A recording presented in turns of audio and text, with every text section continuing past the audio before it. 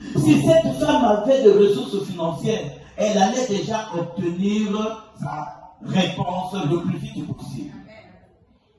Mais puisque le juge ne craignait pas Dieu, qu'est-ce qu'il attendait de cette femme? Pas la pratique, la justice normale, mais la femme devait apporter quelque chose pour qu'elle trouve ce dont elle a besoin.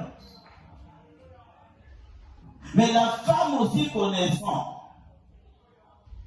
que non, je n'ai pas tort dans ce que je veux parler au juge. Bien aimé, sachez une chose, et je l'ai toujours dit, vous pouvez avoir raison dans ce que vous êtes en train de vivre. Cette raison est possible que ça soit transformé en mal. Alléluia. Tu peux manquer de raison, mais alors que tu as raison, aux yeux des hommes, on peut t'enlever ta raison. C'est pour cela, vous remarquerez que vous avez un problème avec quelqu'un, vous amenez cette personne soit au commissariat ou quelque part, mais si la personne est connue, vous connaissez la réponse qui va vous attendre. Amen. Alléluia. Amen. On risque même de vous mettre à garde à vue. Pourtant, vous avez raison. Alléluia. Amen. À cause maintenant de la relation de cette personne peut et est capable de vous rendre la vie difficile.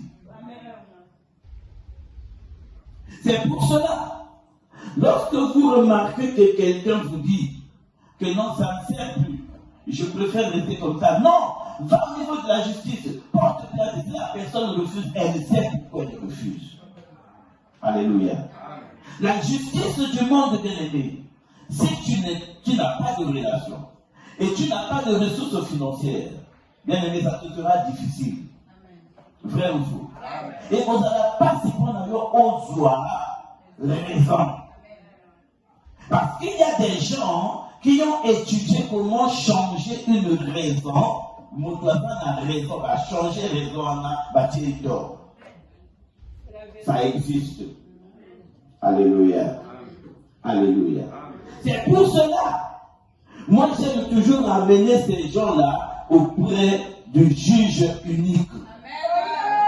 L'unique juge qui pratique sa justice et qui ne fait point de favoritisme, c'est Jésus-Christ.